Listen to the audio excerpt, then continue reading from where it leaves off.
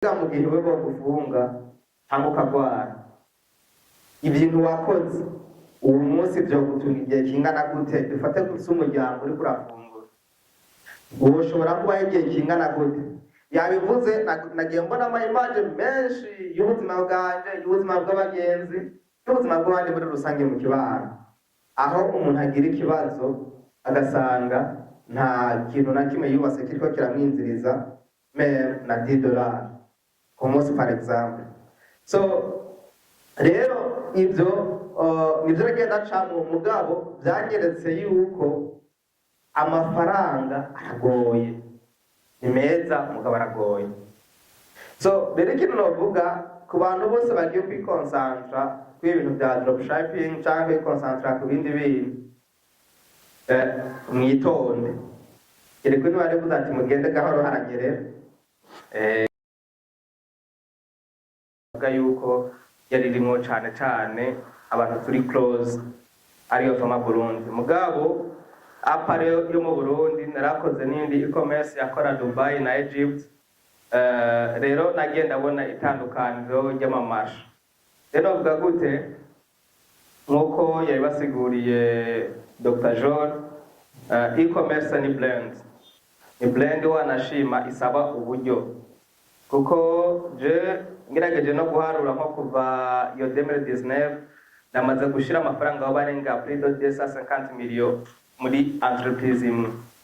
So ni blend isaba gushiramo amafaranga isaba n'umwete n'inyungu mugabo umuntu mugarutse mu biharuro basanga biragoye. Bwa mbere nababwiye ama service dufise urande ama service dufise n'ama service twatanguranye biratandukanye cyane gose. Ndibuka dukora lancement officiel hari muri hotel Amahoro ari kibazo mu journal tambaje ati mbega ko hari habaza bakagenda mwebwe n'igiki izotuma mutagenda nani bifite confidence dasanzwe vuga ati twege nta kugenda dufise ama strategy adasanzwe mugabo novuga yuko habayeho kwitanga cyane n'Imana kugira ngo uyu munsi entreprise bigihagaze kubera ko gukorera e-commerce mu Burundi navuga yuko sinzi umugano uko bahoce nko kurondera amazi mu rukangaga sinzi uko ariko agoye vuga mugabo hari ibintu usanga bigoye cyane gose ibirende ko ndavuga so gucana intege ahubwo no kugira nzane nanje uko ndabibona nuko nabibonye rero bavuze e-commerce iri ubwoko butandukanye hariho e-commerce en soi donc ni kudandaza ibintu cyangwa service online imaze kuba transaction ibera online haba service haba ikintu yo yamaze kuba e-commerce rero muri e-commerce harimo amakategori atandukanye hariho e-commerce iyo ari business to business navuga business to business ni company kanaka ikiraselling ino business kwindi ntuzeya iguri yo business akabaho na business to customer nukuvuga ya company kanaka ifise produit irayidandaza ku mu customer direct kamushikira hama akabaho na e-commerce ya consumer to consumer hajya marketplace even atika za eBay n'izindi nukusanga ziko zirakora so nizo kategori zose rero za e-commerce aha mu Burundi usanga bigenda bitugora kubera ama challenge mwe amatandukanye par exemple je nagize challenge y'ibitoro ubwa mbere twatangura tugira ama livraison abantu tubashikanira muhira ugasanga umuntu aragize commande ari mu Kinanira livraison iragiye ishitseyo ubundi acagira commande cyagitoro twariko turakoresha dukoresha igitoro cyo kuri black market ndiko dukoresha igitoro cyo kuri red ugacuraba profit irimwo hamwe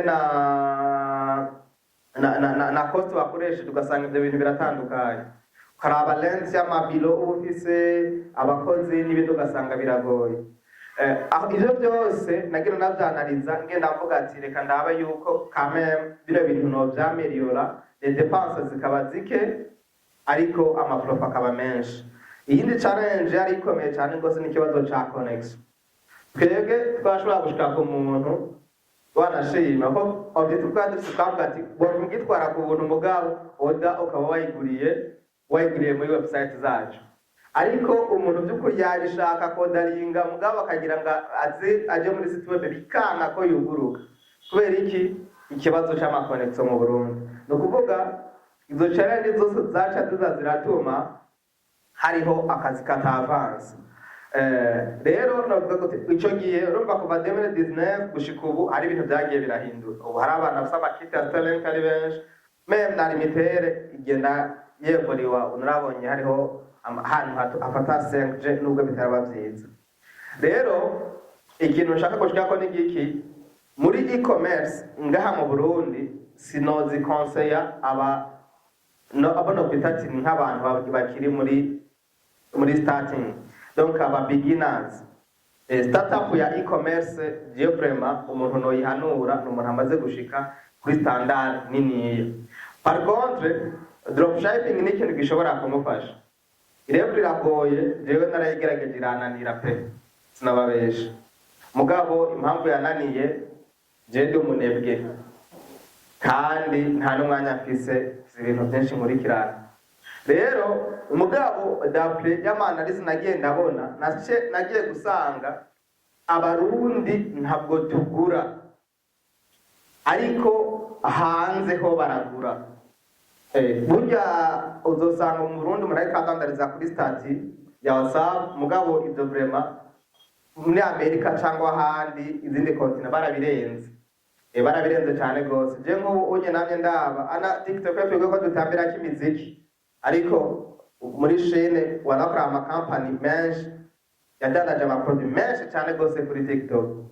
Rero ikintu je novuga hako umuntu aza kwiborna cyane kuri ku blendinga ngo a blending e-commerce ngaha mu Burundi yotuma ara ukuntu yicara agasettinga ama audio sakenewe ya dropshipping, akaraba par exemple nk'igihugu avuga ati ngo manufacture kino gihugu mu manabino product kanaka, nimba ngo mandandaza imiti yimbwa, nimba ngo mandandaza ibijya vyimbwa, nimba ngo mangire gute.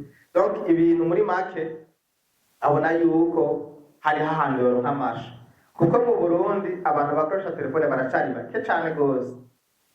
Je hari amadata twashoboye gukoretinga muri company turaba abantu bakoresha amatelefone, haba bakoresha Android, haba abatazikoresha, hari amakonexi. Byose twagiye turavyibaza ko turabona yuko ari ibintu bigoye cyane yuko woba umubillionaire muri e-commerce mu Burundi. Dusanzwe muheruka kugira ngo abanye ko batuye hafi miliyoni 12, mize miliyoni 12 nta pourcentage zisika 10 bakoresha internet. Rero mu abantu bakoresha internet, e-commerce ikintu gituma ikunda nuko uronka aba customer benshi hamuka bakurako spread ntoya. Nyimba cyari kiratwe gikurako 500 kwavuga ati gendo abantu igihumbi, abantu muze kugwiza mu cyo nico mutora usanga biriko biravansa. Mugabo le fait que usanga oronya ama dépenses menshi arengeye, donc clientèle ufise uza kunguka. Rero mu by'ukuri jewe nk'umuntu ashaka kwiransa mu bintu byo kudandaza agiye muri dropshipping aho bari sawa gusumba, mugana ho nyene agira umwete, akora ama recherche, araba abantu bayimufashe bamuha ama formation, kuko hari amajambo n'ibikorwa biratandukanye. Reka nabatera inkuru abana barambira ko nabatera inkuru. Jewe natanguye gutapa kuri internet komaganye doraja depuis 2014. Icyo gihe naciye ko indirimbo n'umuhungu kwa Tseri. Baze gutapa ndabona abasani kuntu baronka amahera, turatanga gukora indirimbo ndibera producer byose, ariko ndabona ko iby'umuziki bidategera gute bidapasa. Ndava mu muziki mbonye byanse cyanja muri kariyeri yo kwandika.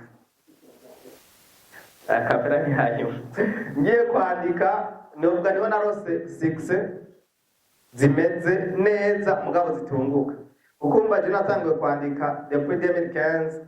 Icyo gihe vraiment sinabesha abantu bakoresha Android ntibari benshi cyane, mugabo nari parme mu bayikoresha. Nandika inkuru kuri Facebook, abantu babizi n'abantu bize mu marise bazisoma inkuru z'urukurikirane, nyinshi donc nk'ama episode. Ico gihe niko tuzi ko imbuga zo guhemba bien sûr que oya kwandika nk'impano cyangwa kunezereza abantu. Nza kubona yuko navyo bishobora kuba akazi mbonye bari kwarokrita mu Rwanda, barashaka kwandika ku website bakinjiza amahera. Yo rero nacengira ide nanje yo gucreya ama website yo wanje yo kwandika. Aho ari muri 2017. Ile bravye nyene nk'ivyamaye amahera vyigeze bituma ndongo ko mfungura ariko byarandemesha bikama motivation. Rero kuva 2017 niho nagiye kwanshena neza. Nibutse yuko nigeze gutapa muri ordinateur 2015 muri byange byarosheshe ko maganye dollar nigeze guteshaja logiciel ya MT5. Barateshaje 2015 mugasi nigeze ndayikoresha. Rero 2017 ibindi maze kuncanga niho nasubiye kuvyiyumvira ati bino bintu nigeze gutapa nkasubira ndabiraba. Canangura kuraba i platform yitwa IQ Option abantu bakuze trading kera barayizi canke binary ndatangura ndaziraba ndavuga ati bino bintu mengo byovamwe amahera ntangura kubijamo ntazi communauté y'abarundi nari nk'umuntu ari yizore mu bisanzwe mugabo nza guhura n'umuntu umwe yitwa Odas nanababaye kubona taje yitwa Player novuga yuko nasanze bamaze kwibira cyumvira cyitwa iBlotech n'umuntu wita Jeremy n'undi twagile maze kubona icyumviro cabo cyanabajoninga cyatwubaka icyo kintu ca iBlotech twigisha abantu ibijyanye na blockchain technology, programming, trading forex, cryptocurrencies deja ibintu nk'ibyo.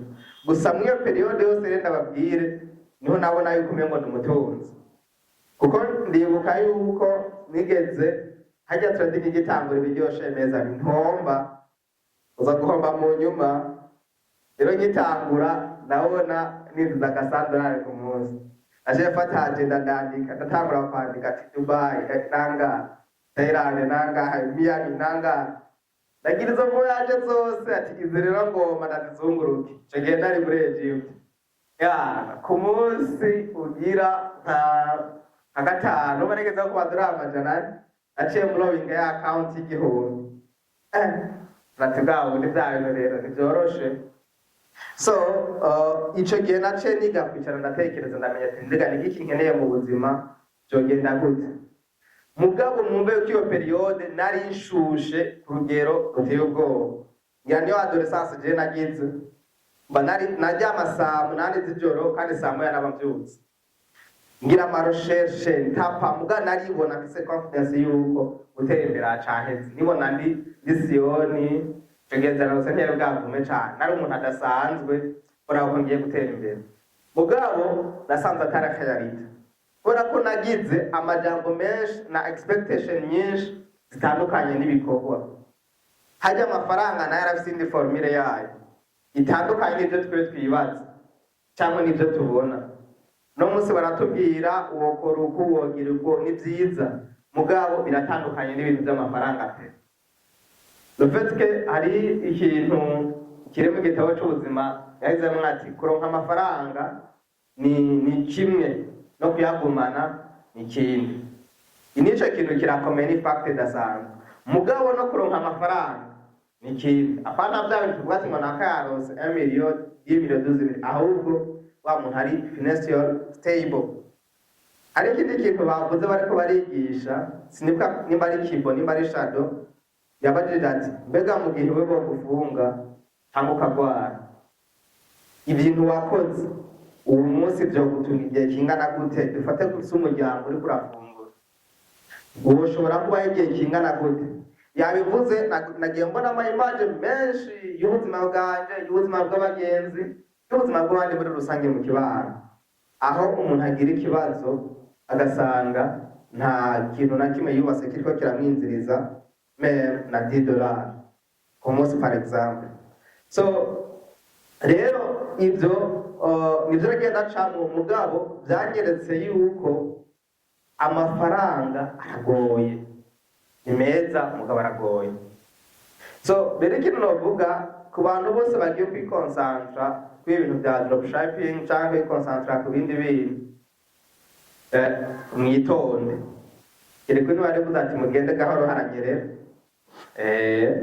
haranyerera. Impamvu abantu benshi bakenye hatunze bake ni uko business ziragoye pe, ariko le fait que hoza haraba ibintu nk'ibi byo guhura, ahubwo je mbere nosijera yuko okreya dufate nka channel ya WhatsApp n'imidahari BSF canke ya Instagram, hama hazarajamwo ama updates ara ma conference aba live uku, ahubwo hazaraba n'andi ma video nko kuri zige za Zoom cyangwa Google Meet nko burindwi canke kabiri mu ndwi, kugira ngo habe ama guchallengingana no kumotivana no kugaruka kuri cakira. Kuko umuntu ashobora gutaha n'umunsi yumvise trading agacavuga ati ndatashe ndakize, cyangwa ati ndatashe ndumvise dropshipping ndatashe ndakize, ndumvise creeping ndakize. Mugabo iterambere n'ibintu bavomera, n'ibintu bakorera, bakabagarira, bagashiramo ingufu zose n'umwete.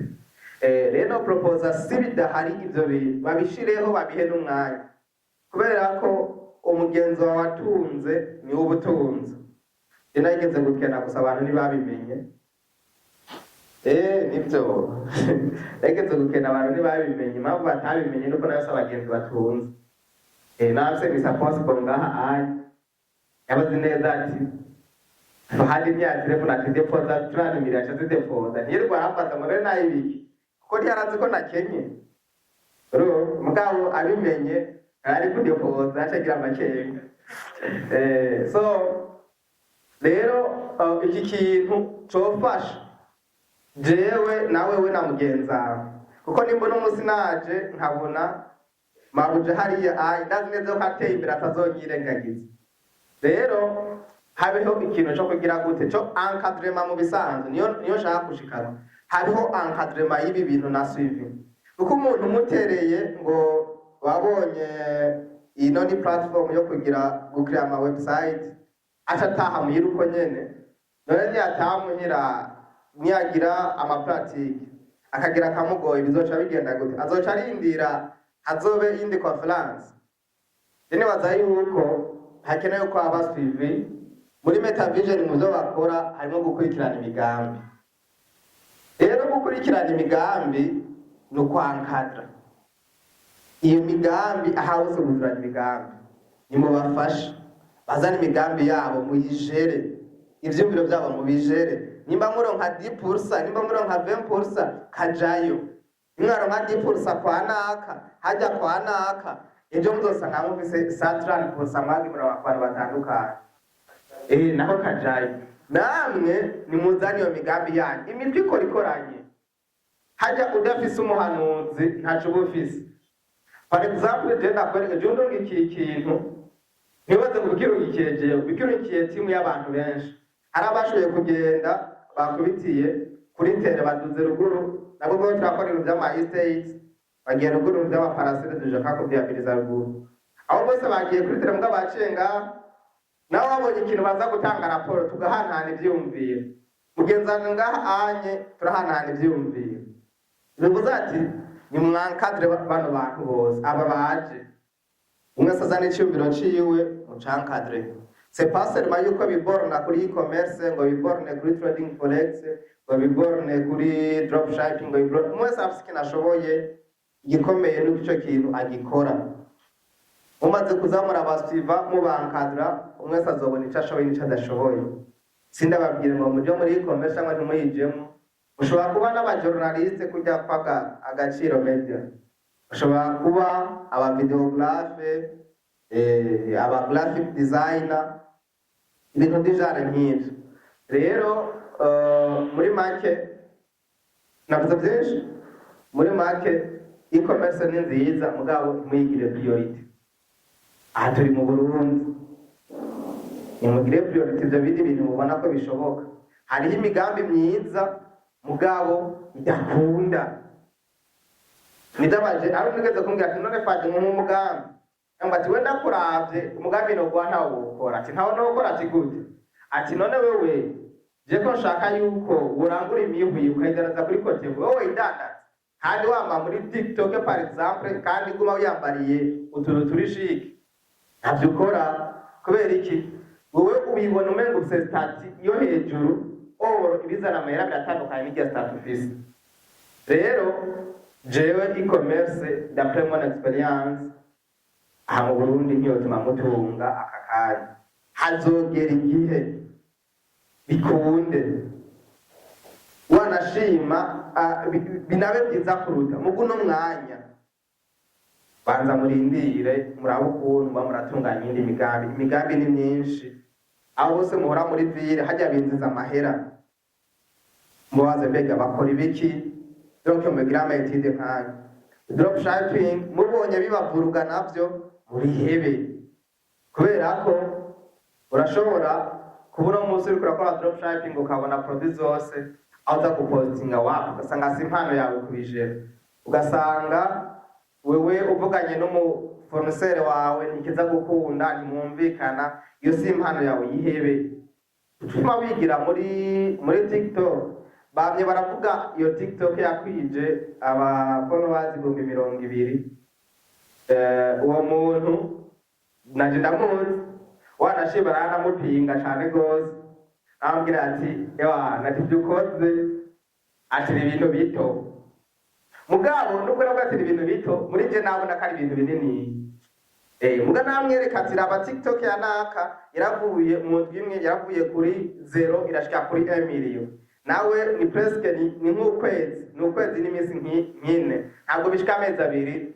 yaravuye kuri 0 arashika kuri 20,000 y'aba follower kora kana video yagira trending rero urumva ngo ni impano yiwe iri mw'ivyo bintu nawe ushobora gusanga impano yawe iri mu kindi kintu kanaka rero muri make umwe wese narabe ikintu ashoboye mu byo bagiye baravuga hama abo muri meta bamugide bamube hafi je ndazi neza yuko mutazogira gute mutazokwicuza ishobora kuzofata igihe kirekire bien sûr mugabo fendofe amafaranga aryoshe muzoyaronka nuko mweza yiwe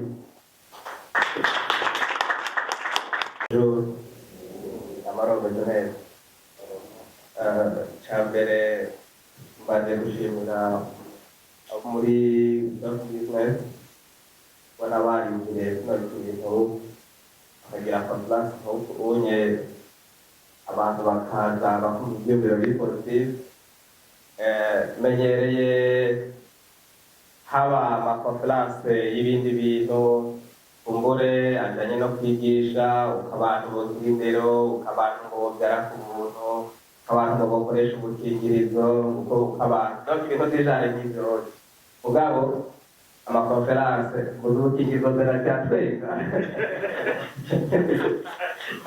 arazi cyane cyo bwamufashije okay no kuvuga amakonferanse kandi ndamenyereye niyo mpamvu ndabashimiye cyane gose barabarakeze kino cyiyumvira ntunze kubibona cyane gose mu bihugu nka za Benin, Nigeria, Cote d'Ivoire n'ahandi n'ikintu kibabaje cyane ni kubona abarundi batazitabira ku rugero rushimishije ubisanzwe aha uko navyibaza muri jewe abantu bari gutonda imirongo kurya batonda kuri bisi baza ari benshi kwitabira bino bintu ariko urabona yuko ntabwo abantu batonze umurongo kuko navyibaza mugabo aba bake nibo batoranije niyo mpamvu abantu bakenya aribo benshi aba batunze bakaba bake reka nkoresha umwanya rero mvuge kuco bampereye akanya bampamagaye kugira ngo mvuge ku kintu kijanye na proje yanje kwanza siyo wanje n'iy'abarundi bose na timu muri rusange mbaje no kubashimira ngaha naje nzananye na timu yose kumbure abatashoboye kuza mugabo nk'abari muri departement ya marketing technique logistique account bose bari ngaha so novuga yuko muri entreprise yacu yitwa Fama Burundi icyumviro nakigize depuis 2017 mugabo igikorwa ca mbere nagikoze 2019 norashaka kuhostinga online website ya Fama Burundi amachallenge yabaye menshi mugabo twari dufise quand même des missions abwirizwa gukora kubera ko l'objectif principal kwari guteza imbere urudandazwa ali kugira ngo umurundi wese ashobore kugura ikintu yibereye muhira kamushikira cyangwa ari nk'indi serivisi itandukanye atari warahangayika.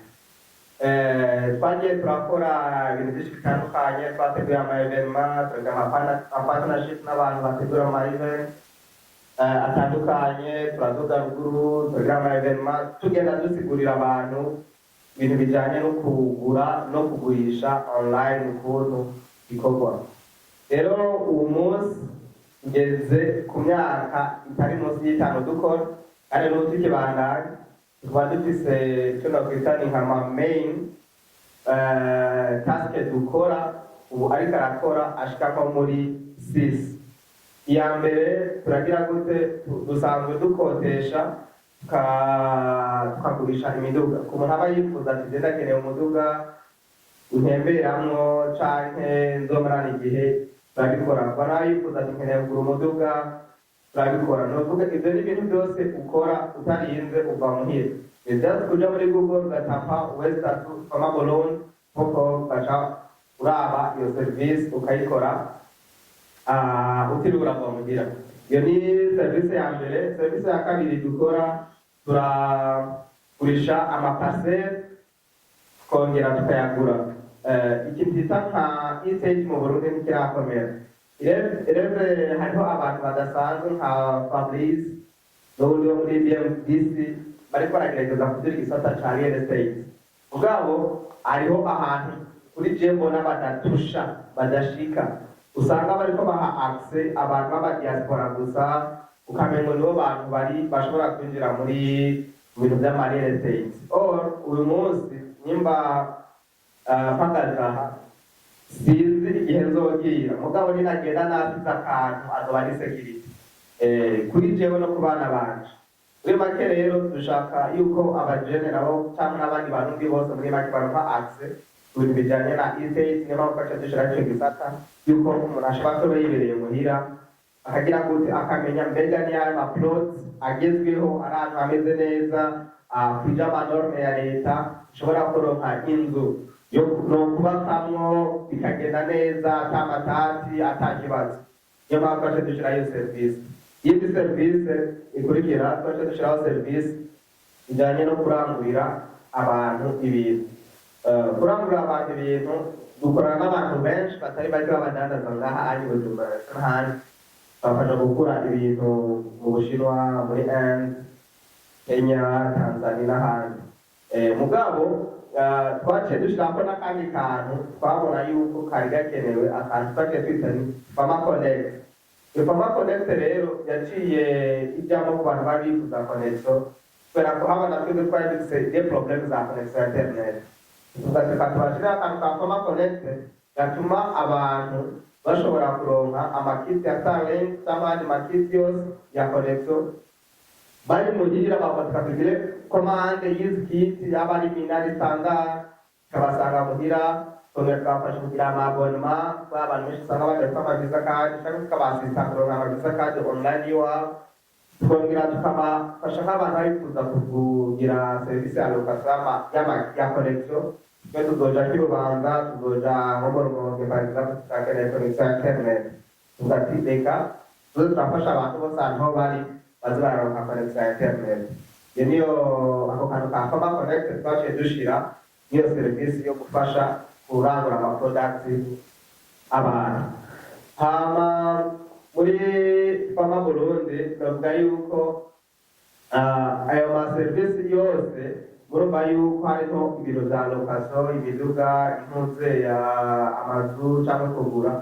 Ntitwaciye twibagira rero abantu baba bakeneye gufata donc nk'amahoteli cyangwa amatike y'indege, kuko nibaza kuno kwezi niho twasanze abantu benshi bakutinga amatike y'indege kenshi, kubera ko hariho icyo nakwita abantu benshi bariko baramuvinga baja muri Dubai. Donc abantu bariko barakura bagiye kuraba nk'amaprice barabona kandi itandukaniro cyangwa assistance dutanga, kuko si kuvuga ngo ni kukugurira itike gusa ngo itike babiheze, ahubwo tumenya washitse kuri airport amahoro, wavuye muri check-in, wafashe vore muri transit bimeze gute, washitse uja amahoro, niba twakubukingiye hotel abaje bacu bakagutora kugera kuri hoteli bakugukiriye muri make bavuze ati c'est pas seulement ko abantu boza barafata amazu ngaha mu Burundi ahubwo reka dufasha n'abarundi bakeneye kuja mu mahanga gutembera ari kuvoyaja kugira ngo bashobore kugira gute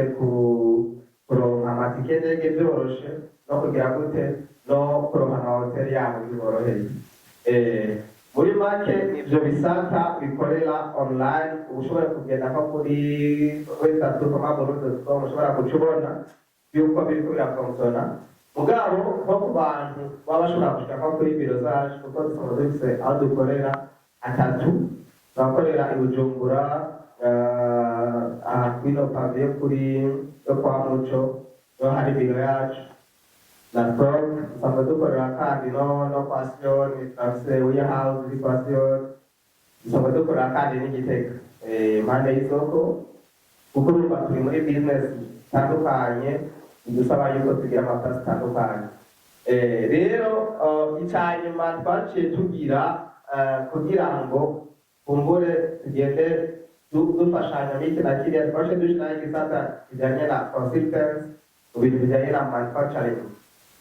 Manufacturing mu Burundi umengo gutangura ibintu by'uruganda bisaba ko ufise imitahe minini ya cane gose uko twumva bandori kutumva baganotse twaciye dushiraho ico gisata kugira ngo dushobore gufasha abantu kuronka ama formule y'amaproduit kanaka nimba nkeneye gukora fate nk'inzoga ndakeneye formule y'inzoga nimba nkeneye gukora igisuguti ndakeneye formule y'igisuguti nimba nkeneye amamashini ushobora kuyatuma aha donc twakugira amaoda ukuro mama turamaze gukorana n'inganda zishika kuri 4 maze gufasha gutangura ari ziriko zirakora n'izindi zije gutangura kugira ngo umuntu wese ashobora kuja mu kazi atakuvuga ati kuko ushobora kuba ntashoboye kuvuga ushobora kuba ntashoboye gukora ikindi kintu mugabo kamere fise iyindi leadership muri jewe yo gushobora kurongora nka kwizirimbura kanaka niyo mpamvu twaca tuvuga ati reka dushireho ico gisata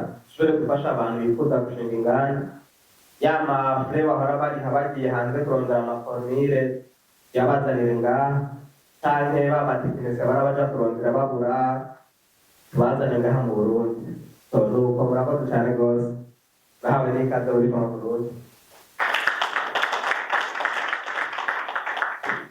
Très bien, voilà. Twinjire muri topic nyezina mwumvise yuko bamwe usanga badafise ko internet imeze neza usanga bariko baridoga nibaza yuko bitazosubiye mwiture twama Burundi babandi bavuga ati none ndinda gufata 220 ngenda gucisha itike y'indege nibaza yuko abo bose bishuwe n'abandi abakeneye amazu abakeneye amaparcelle c'est très important. Voilà, hari inzira zishika nko kuri 3 abantu baronkamwo amafaranga.